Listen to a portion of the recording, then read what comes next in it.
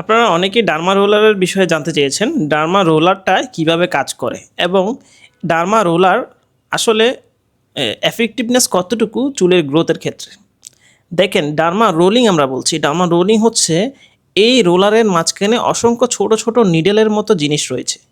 এইগুলো কি করে, যখন আমরা আমাদের স্কিন সারফেসে বা চুলের স্কিনের সারফেসে যখন আমরা রোলিং করি, তখন ছোট ছোট ছোট ছোট মাইক্রো স্কার ফর্মেশন হয়।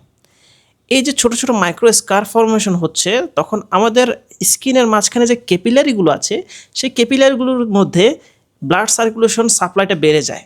ব্লাড সার্কুলেশন সাপ্লাইটা যখন বাড়বে, আপনার স্কিনের ভিতরের আলাদা ব্লাড সার্কুলেশন বাড়ার কারণে আপনার চুলের ভিতরে সার্কুলেটের পরিমাণটা বাড়বে।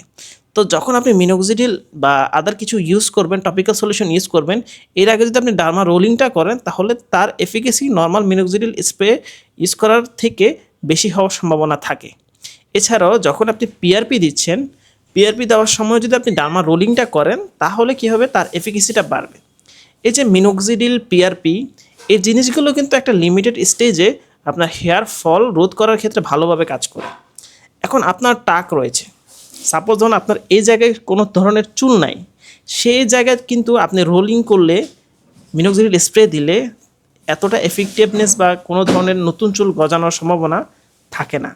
এখন যারা এই চিন্তায় থাকেন যে মিনোক্সিডিল স্প্রে করলে, ডার্মা রোলিং করলে টাক মাথা, শাইনি বার্ননেস যে জায়গায় রয়েছে সেই জায়গায় নতুন চুল গজাবে, সেই জিনিসটা ভুল।